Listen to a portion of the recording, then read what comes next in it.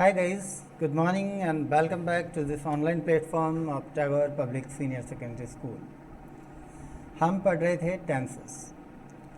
पहला tense simple present या present indefinite हमने क्लियर कर लिया है। आज हम पढ़ेंगे प्रेजेंट कंटिन्यूस टेंस या प्रेजेंट प्रोग्रेसिव टेंस। देखो बेटा, ये जो प्रेजेंट कंटिन्यूस है या प्रेजेंट प्रोग्रेसिव भी इसको बोल सकते हैं, एक ही बात है, कंटिन्यूस बोले हैं प्रोग्रेसिव। इसमें कैसे एक्शंस आते हैं? तो the present progressive tense indicates continuing action. ये आपको ध्यान में रखना है। कैसे एक्शंस को इंडिकेट करता है? कंटिन्यूइंग एक्शंस को। जो एक्शंस कंटिन्यू है, जो एक्शंस गोइंग ऑन नाउ है, गोइंग ऑन नाउ मतलब अभी जो चल रहे हैं, ऐसे एक्शंस प्रेजेंट प्रोग्रेसिव या प्रेजेंट कंटिन्यूस टेंस में आते हैं, या ऐसे ही एक्शंस को ये टेंस इंडिकेट करता है। तो ये जो टेंस है प्रेजेंट प्रोग्रेसिव है ना, या फिर प्रेजेंट कंटिन्यूस बोले हैं, ये कैसे एक्शंस को इंडिकेट कर रहा है पहले हम ये समझ लेते हैं। तो this tense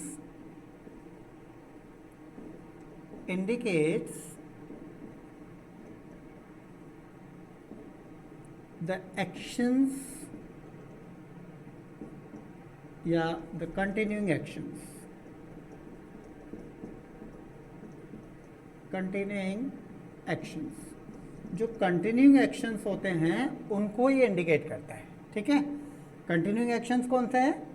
going on now, जो अभी चल रहे हैं, गोइंग ऑन नाउ। ऐसे एक्शंस जो अभी चल रहे हैं, जो वर्तमान में चल रहे हैं। बेसिकली रियल प्रेजेंट जो है ना बेटा, वास्तव में जो प्रेजेंट है वो यही है ना। ये जो टेंस है ये रियल प्रेजेंट होता है। क्यों होता है रियल प्रेजेंट? क्योंकि ये प्रेजेंट में चल रहा है। ठीक है, these actions are going on now. ये जितने भी एक्शंस हैं अभी चल रहे हैं, गोइंग ऑन है। तो जो एक्शंस गोइंग ऑन होते हैं, जैसे अभी हम पढ़ा रहे हैं, आप वीडियो देख रहे हैं, आप पढ़ रहे हैं, मैं पढ़ा रहा हूँ, ये एक्शंस जो हैं गोइंग ऑन है। तो गोइंग ऑन एक्शंस जो होते हैं, जो अभी चल रहे हैं, वर्तमान समय में चल रहे कार्य, वर्तमान समय में चल रहे कार्य इस टेंस में व्यक्त किए जाते हैं। ये यहाँ पर समझना है। तो वर्तमान समय में, वर्तमान समय में प्रेजेंट टाइम, तो वर्तमान समय में going on actions, going on actions कैसे होते हैं? चल रहे कार्य, चल रहे कार्य किस में आते हैं बेटा? प्रेजेंट प्रोग्रेसिव में आते हैं या प्रेजेंट कंटिन्यूस में आते हैं। एक ही बात है, हम इसको प्रेजेंट प्रोग्रेसिव बोले या प्रेजेंट कंटिन्यूस बोले, कोई फर्क नहीं है। ठीक है ना, कंफ्यूज होने की जरूरत नहीं है। आपको कहीं प्रेजेंट कंटिन्यूस पढ़ने को मिल सकता है, कहीं प्रेजेंट प्रोग्रेसिव पढ़ने को मिल सकता है। अच्छा, कहीं कहीं इसको प्रेजेंट इम्परफेक्ट भी आप पढ़ सकते हो। ये इम्परफेक्ट भी है। Imperfect means which is not perfect. और हमने जब देखा था डिग्री ऑफ कंप्लीटनेस, जब हमने पढ़ी थी तो हमने बिल्कुल क्लियर किया था कि दो डिग्री ऑफ कंप्लीटनेस है। इधर the degree of completeness is perfect और कंटिन्यू। तो continue means imperfect, which is not perfect, that is continue only. जो परफेक्ट नहीं है वो कंटिन्यू है, तो इसको हम इम्परफेक्ट भी बोल सकते हैं, राइट। तो प्रेजेंट इम्परफेक्ट, प्रेजेंट प्रोग्रेसिव या प्रेजेंट कंटिन्यूस टेंस में ऐसे एक्शंस, ऐसी क्रियाएं या ऐसी घटनाएं शामिल हैं जो घटनाएं वर्तमान समय में जारी होती है या जो घटनाएं वर्तमान समय में चल रही होती है। ये आपको यहाँ पर समझना है। अब जैसा कि हमने वर्ब को डेरिव करना समझा था, वर्ब की फॉर्म जब हमने पढ़ी थी पिछले वीडियोस में, तो हम यहाँ देखते हैं जी, देखो प्रेजेंट इसका टाइम है। ऐसी जो टेंस होंगे, ऐसे जो एक्शंस होंगे, उनमें टाइम क्या होगा? प्रेजेंट। अच्छा, और डिग्री ऑफ एक्शन क्या होगा? डिग्री ऑफ कंप्लीटनेस क्या होगा? प्रोग्रेसिव। डिग्री ऑफ कंप्लीटनेस क्या है? प्रोग्रेसिव। प्रोग्रेसिव बोले तो कंटिन्यूअस। ठीक है, ये हमें यहाँ पर समझना है। अच्छा देखिए, हमने वर्ब की फॉर्म जब पढ़ी थी तो वहाँ क्लियर किया था कि to show the present time be use only first form. तो यहाँ पर तो हम फर्स्ट फॉर्म यूज करेंगे। कौन सी फॉर्म यूज करेंगे बेटा? First form. Always if we want to show present time then we use first form of the verb। तो यहाँ पर फर्स्ट फॉर्म द वर्ब आएगी। और टू शो द प्रोग्रेसिव और continuous state of an action, किसी भी action की continuous state को अगर शो करना है, कैसी स्टेट को शो करना है? कंटिन्यूस स्टेट को अगर शो करना है, प्रोग्रेसिव स्टेट को अगर शो करना है, तो वहां पर जो फॉर्म आती है बेटा वर्ब की, वो आती है fourth form, right? Got it? तो यहां पे जो वर्ब हम लगाएंगे वो वर्ब हमारी दो रूपों में आएगी एक तो आएगी फर्स्ट फॉर्म और एक आएगी फोर्थ फॉर्म। तो अब ये क्लियर है कि भाई फोर्थ फॉर्म तो हम लगा देंगे, मेन वर्ब है हमारे पास, सेंटेंस में मेन वर्ब होती है और जो मेन वर्ब होती है वो फोर्थ फॉर्म में आ जाएगी। तो फिर फर्स्ट फॉर्म में जो वर्ब लगाएंगे, जो हेल्पिंग वर्ब होगी वो क्या होगी? तो देखिए टेंसेस में प्राइमरी हेल्पिंग वर्ब्स आती है, प्राइमरी एक्जुलरी वर्ब आती है, हमने पढ़ा है, ठीक है ना? Primary auxiliary verb.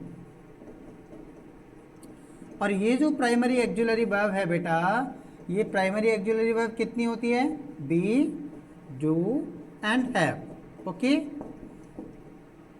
B, do and have. अब यहाँ पर देखिए हमें पता है कि हैव को यदि हम कहीं पे एक्जुलरी बनाते हैं तो हैव के बाद, आफ्टर हैव, ठीक है ना, हैव के बाद यदि हैव एक्जुलरी है तो हैव के बाद थर्ड फॉर्म आएगा, यदि डू एक्जुलरी है तो डू के बाद फर्स्ट फॉर्म आएगा, और बी एक्जुलरी है तो बी के बाद कौन सा फॉर्म आएगा बेटा? फोर्थ फॉर्म आएगा, ठीक है ना? तो अब यहाँ पर देखिए प्रेजेंट प्रोग्रेसिव में हमें एक तो फर्स्ट फॉर्म लिखना है, एक फोर्थ फॉर्म लिखना है। फोर्थ फॉर्म में तो हम मेन वर्ब लिख देंगे, क्या लिख देंगे? Main verb. अब एक्जुलरी क्या बनाए जिसके बाद फोर्थ फॉर्म आ सकता है? तो कैन बी यूज हैव, क्या हम हैव का यूज कर सकते हैं? No. Why? Because after have we use third form and here in this tense we shall have to use fourth form the verb. इस टेंस में हमें फोर्थ फॉर्म का प्रयोग करना है। इस टेंस में कौन सी फॉर्म का यूज करना है? फोर्थ फॉर्म का। और हैव के बाद कौन सी फॉर्म आती है? Third form. तो यहां पर जो एक्जुलरी बनेगी या जो हेल्पिंग वर्ब बनेगी वो हैव नहीं हो सकती। क्लियर? बात करते हैं डू की। Okay, can be use do here as a helping verb? Then answer is no. Why? Because after do we use first form, and here in this tense we shall have to use the fourth form of the verb to show the continued state, continued degree of completeness. Therefore we can't use do, इसलिए हम यहाँ पर do का भी प्रयोग नहीं कर सकते। ओके, अब ना तो have हम लगा सकते हैं as a helping verb, ना do लगा सकते हैं, तो फिर क्या लगाएंगे? क्या बी हम लगा सकते हैं? Can be use be? Okay, देख लेते हैं। तो अगर हम यहाँ पर बी लगाते हैं तो यस, बी के बाद आती है फोर्थ फॉर्म और हमें यूज करनी है fourth form. Means here in this tense helping verb के रूप में हम बी का प्रयोग कर सकते हैं। फाइन। पिछले वीडियो में मैंने आपको क्लियर किया था, यदि बी का प्रयोग किसी सब्जेक्ट के साथ होता है, किसके साथ होता है? सब्जेक्ट के साथ। यदि बी का प्रयोग किसी सब्जेक्ट के साथ होता है तो बी की फर्स्ट फॉर्म होती है इज, एम एंड आर। और यदि बी का प्रयोग किसी वर्ब के साथ होता है तो बी की फर्स्ट फॉर्म होती है बी। लेकिन यहां तो हमें किसके साथ करना है? सब्जेक्ट के साथ। किसके साथ करना है? सब्जेक्ट के साथ। ओके, सब्जेक्ट के साथ करना है तो first form is, am and are. Therefore it is clear that helping verb और auxiliary verb in this tense will be is, am, are, and we use fourth form of the main verb. तो यहाँ इस tense का structure हमारे पास clear हो गया है कि इस टेंस का स्ट्रक्चर क्या होगा। तो स्ट्रक्चर हमने फाइंड आउट कर लिया है। टेंस में कैसे एक्शंस आते हैं ये हमने पता लगा लिया है, और टेंस का स्ट्रक्चर क्या बनेगा ये हमने पता लगा लिया है। तो देखो बेटा, इस टेंस का स्ट्रक्चर क्या होगा? Structure, okay okay, structure. अब इस टेंस का स्ट्रक्चर होगा subject plus is, am, are plus am be four plus object और complement whatsoever, okay, then RPS, remaining part of the sentence। तो जो कुछ बच जाता है वो लास्ट में आ जाएगा। तो सब्जेक्ट हम सबसे पहले लगाएंगे फिर हम ism are लगाएंगे, MB4 लगाएंगे, ऑब्जेक्ट और कॉम्प्लीमेंट लगाएंगे और then remaining part of the sentence. तो ये हमारा स्ट्रक्चर हो गया प्रेजेंट प्रोग्रेसिव टेंस का। Okay, got it. Present progressive tense का स्ट्रक्चर समझ आ गया होगा क्या होता है? Subject ism are। अच्छा, अब हम बात करते हैं कि इज एम आर में इज कहाँ लगाएंगे, एम कहाँ लगाएंगे और आर कहाँ लगाएंगे। तो हम तो शुरू से पढ़ते आए हैं इज सिंगुलर फॉर्म है, एम आई के साथ यूज होने वाली फॉर्म है और आर प्लूरल फॉर्म है। तो इज का जो हम यूज करेंगे बेटा, इज का यूज, ठीक है, इज का यूज करेंगे ही, शी, इट और सिंगुलर नेम के साथ, राइट। एम का यूज करेंगे आई के साथ और आर का यूज करेंगे we, you, they and other plural nouns. Okay, आप समझ आ गया किसके साथ इज लगाना है, किसके साथ एम लगाना है और किसके साथ आर लगाना है, समझ आ गया। अब है MB4 क्या होती है। MB4 हमने पिछले वीडियो में क्लियर कर लिया था। MB4 का मतलब है V1 प्लस ING और इसको हम बोलते हैं present participle form of the verb. तो यहाँ पर what we use, subject, helping verb में is am are, then present participle form of the verb, then object, complement, then remaining part of the sentence. ये हमारा structure होगा। तो present continuous जो tense है या प्रेजेंट प्रोग्रेसिव जो tense है वो बिल्कुल क्लियर हमारे सामने हो चुका है कि यहाँ पर कैसी एक्शंस आएंगी और इसका स्ट्रक्चर क्या होगा। एक बार फिर हम इसको हिंदी में समझने का प्रयास करते हैं, शुद्ध हिंदी में, कि प्रेजेंट कंटिन्यूअस टेंस में ऐसे सेंटेंस का प्रयोग होता है जिन सेंटेंसेस के हिंदी वाक्यों के अंत में रहा है, रही है, रहे हैं, रहा हूं आदि का प्रयोग होता है। ठीक है, रहा है, रही है, रहे हैं, रहा हूं। ये क्या बताता है? रहा है मतलब कंटिन्यू, रही है मतलब कंटिन्यू, रहे हैं मतलब कंटिन्यू और रहा हूं मतलब कंटिन्यू। तो जहां भी ये हिंदी वाक्य में मुख्य क्रिया के साथ जुड़े हुए रहते हैं वो सेंटेंस निश्चित रूप से प्रेजेंट कंटिन्यूअस टेंस में होगा। Got it? जैसे मैं पढ़ा रहा हूं, आप पढ़ रहे हैं, बच्चे क्रिकेट खेल रहे हैं, माँ खाना बना रही है, पापा ऑफिस जा रहे हैं। ठीक है, ये सब क्या है? ऑल आर प्रेजेंट प्रोग्रेसिव, सबके सब प्रेजेंट प्रोग्रेसिव हैं। क्यों? समझ आ गया ना क्यों? क्योंकि रहा है, रही है, रहे हैं, रहा हूं। तो और ये हमने कैसे क्लियर किया? कंटिन्यू एक्शन है, यहाँ पर गोइंग ऑन नाउ है, वर्तमान समय में चल रहे कार्य हैं और चल रहे कार्य हैं तो निश्चित रूप से रहा है, रही है, रहे हैं, रहा हूं आएगा।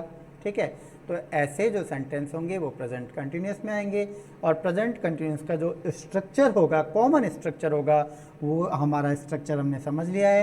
हेल्पिंग वर्ब यहाँ पर बी आएगी और बी की फर्स्ट फॉर्म इज़-एम आर होती है, इसलिए हेल्पिंग वर्ब हो जाएगी इज़-एम आर। राइट, इतना तो आपको समझ ही आ गया होगा। एम का प्रयोग आई के साथ करेंगे, इज का प्रयोग ही, शी, इट और सिंगुलर नेम के साथ करेंगे, आर का प्रयोग we, you, they and plural noun के साथ करेंगे। प्लूरल नाउन्स मतलब बहुवचन संज्ञाएं, है ना, एक से अधिक नाम जब एक साथ आ जाएं तो वो प्लूरल होंगे। Got it? आगे बढ़ते हैं। अब हम affirmative sentence, negative sentence, interrogative sentence, इन सब सेंटेंस को अलग अलग पढ़ते हैं। ठीक है, अफर्मेटिव, नेगेटिव, इंटरोगेटिव और इंटरोगेटिव नेगेटिव। ठीक है,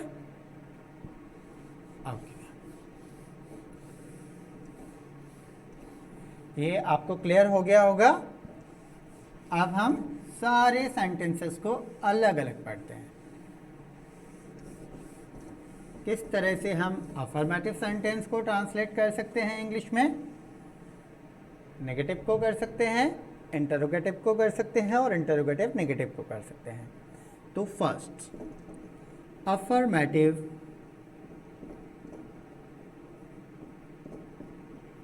सेंटेंसेस, ठीक है। ये पहचान मैंने आपको यहाँ पे बताई थी अभी। हिंदी वाक्यों में मुख्य क्रिया के साथ रहा है, रही है, रहे हैं और रहा हूँ इत्यादि आता है विद मेन वर्ब, ठीक है। अफर्मेटिव सेंटेंसेस यानी स्वीकारात्मक वाक्य, उनका स्ट्रक्चर होगा subject plus is, am and are, is, am, are plus MB4. MB4 means first form of the verb plus ing, then object, then RPS, right? Okay. जैसे बच्चे cricket खेल रहे हैं, बच्चे क्रिकेट खेल रहे हैं। बेटा बहुत ज़रूरी है टेंस को डीपली पढ़ें, गहराई से पढ़ें, ट्रांसलेशन अपना मजबूत करें, आगे तक हमारी लाइफ में काम आएगा। बच्चे क्रिकेट खेल रहे हैं, देन चिल्ड्रन। अब चिल्ड्रन क्या है बेटा? नाउन कैसी है? प्लूरल। प्लूरल नाउन के साथ इज, एम, आर में से क्या आएगा? Are. Then children are playing, children are playing cricket, right? Children are playing cricket. I am writing a letter. मैं एक पत्र लिख रहा हूँ, मैं पत्र लिख रहा हूँ, मैं पत्र लिख रहा हूँ, मैं पत्र लिख रहा हूँ। Then if we are going to translate this sentence into English, then I am writing a letter. I am writing a letter. मैं पत्र लिख रहा हूँ। अगर मैं कहूँ कि वह उपन्यास पढ़ रहा है, वह उपन्यास पढ़ रहा है, वह उपन्यास पढ़ रहा है, पढ़ रहा है। Then he is reading a novel, he is reading a novel. वह उपन्यास पढ़ रहा है, he is reading a novel. वे पतंग उड़ा रहे हैं, वे पतंग उड़ा रहे हैं, वे पतंग उड़ा रहे हैं। ओके, इसको हम ट्रांसलेट करते हैं, वे पतंग उड़ा रहे हैं। Okay, then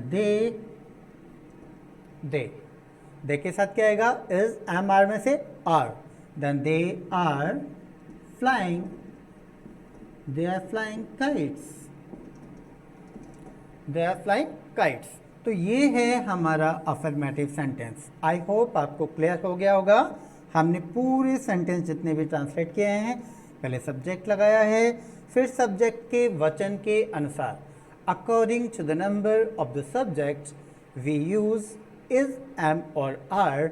with singular third person we use is, with I we use am, and with plural and second person we use are. Okay, तो इज, एम, आर यहाँ बिल्कुल क्लियर हो गया हमारा।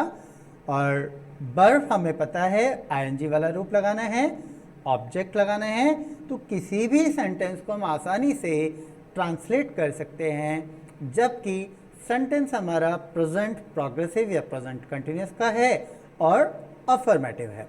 ठीक है, अब देखते हैं हम negative sentence. Okay, negative sentence.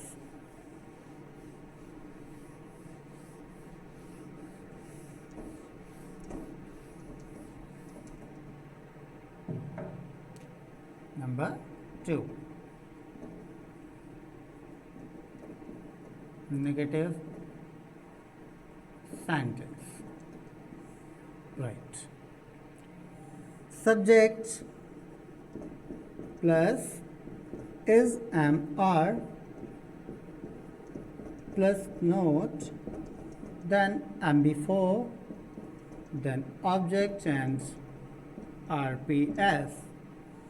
This is the structure for negative sentences if in present progressive or present continuous tense. जैसे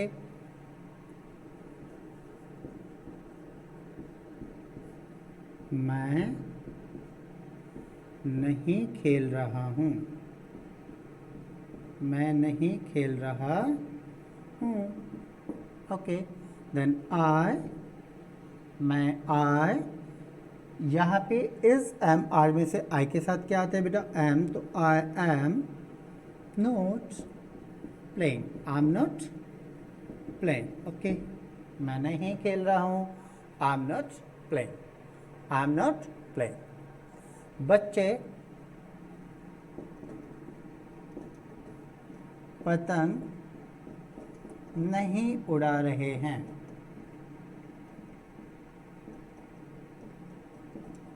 तो चिल्ड्रन आर, चिल्ड्रन के साथ क्या आएगा? Are, because children is plural. Children are not flying kites. Children are not flying kites. मेरी माँ खाना नहीं पका रही है, नहीं पका रही है. Then my mother is not cooking food. Cooking food. My mother is not cooking food. ठीक है, गॉट इट. तो नेगेटिव सेंटेंस में हम क्या करेंगे, समझ आ गया है आपको? कुछ एक्स्ट्रा नहीं कर रहे हैं हम. केवल और केवल हेल्पिंग वर्ब और मेन वर्ब के बीच में नोट लगाना है, बाकी हमारा एज इट इज रहेगा. केवल क्या करना है बेटा? हेल्पिंग वर्ब और मेन वर्ब के बीच में नोट लगाना है. ठीक है, आप देखिए एक बार.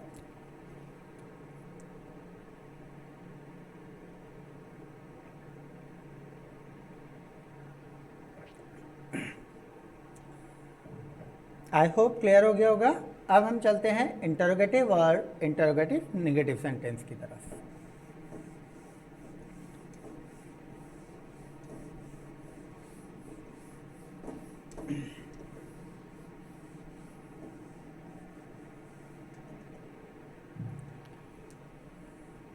थर्ड, इंटरोगेटिव और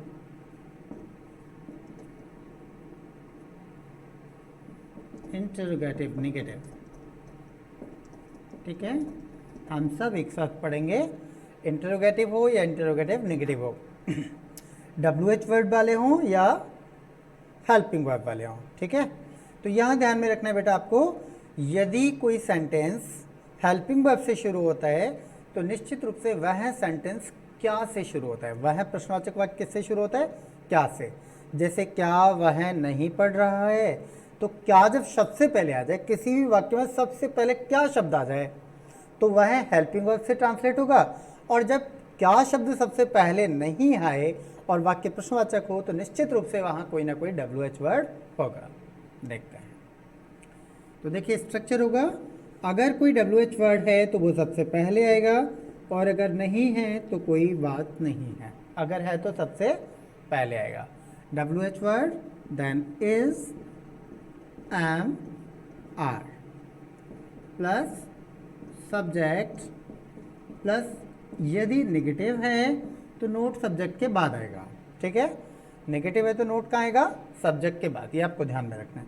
WH वर्ड सबसे पहले आएगा अगर है तो, और नोट है मतलब इंटरोगेटिव नेगेटिव है तो वो सब्जेक्ट के बाद आएगा, और उसके बाद am before, object and RPS question mark. ये बहुत ज़रूरी है, क्वेश्चन मार्क लगाना।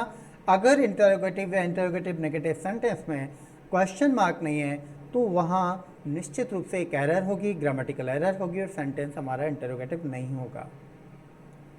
देखते हैं, जैसे क्या वह खेल रहा है। अब यहाँ पे हम सभी प्रकार के सेंटेंसेस देखेंगे। क्या वह खेल रहा है, अभी मैंने आपको बताया जब सबसे पहले क्या शब्द आ जाए तो वो उसका ट्रांसलेशन हमेशा किससे होगा बेटा, हेल्पिंग वर्ब से। तो is he playing, is he playing. दूसरा सेंटेंस देखते हैं, वह क्या खेल रहा है,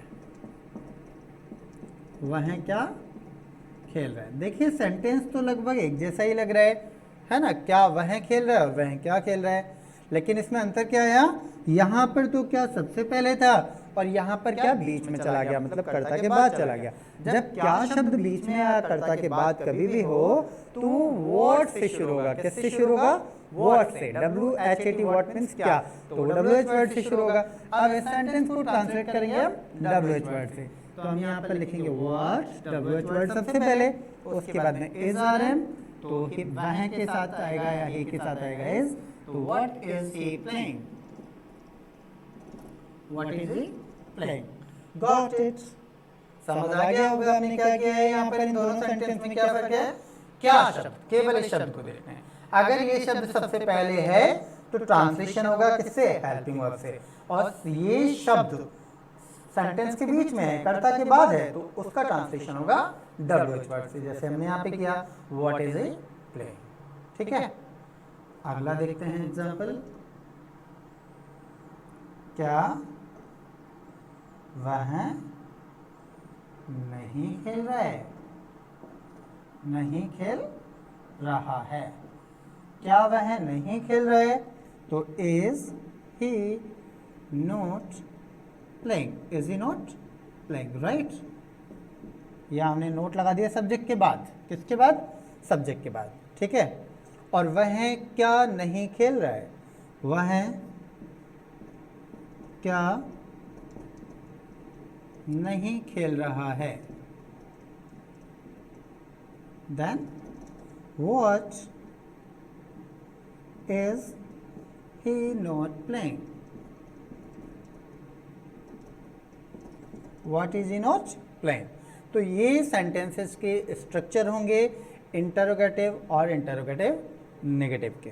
ठीक है, तो यहाँ हमने सभी तरह के सेंटेंसेस डिस्कस किए हैं, उनको ट्रांसलेट कैसे करते हैं ये हमने देखा है, प्रेजेंट प्रोग्रेसिव टेंस में कैसी घटनाएं आती है ये हमने देखी है, और किस तरह से प्रेजेंट प्रोग्रेसिव टेंस का एक स्ट्रक्चर होता है वो हमने देखा है।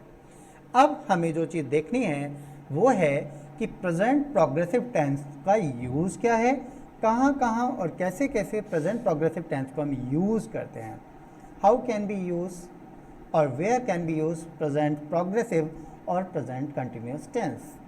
और दूसरी चीज़ हमें देखनी है कि जब हमें करेक्ट फॉर्म फिलअप करनी हो, जब हमें करेक्ट फॉर्म भरनी हो, तो हम कैसे पहचानेंगे कि इस संबंधित दिए गए वाक्य में जो ब्लैंक दिया हुआ है, जो स्पेस दिया गया है या जो रिक्त स्थान दिया गया है, इसमें प्रेजेंट कंटिन्यूस आएगा। ये चीज़ भी हमें देखनी है, क्योंकि हमारा जो सबसे इम्पॉर्टेंट पार्ट है ट्रांसलेशन का वो तो हमने देख लिया। अब दूसरा इम्पॉर्टेंट पार्ट है वो क्या है, वो है how to fill the correct form और how to recognise the sentence कि इस सेंटेंस में प्रेजेंट कंटिन्यूस या प्रेजेंट प्रोग्रेसिव टेंस आएगा। ये सारी चीज़ें हम डिटेल में अगले वीडियो में पढ़ेंगे। तब तक के लिए नमस्कार।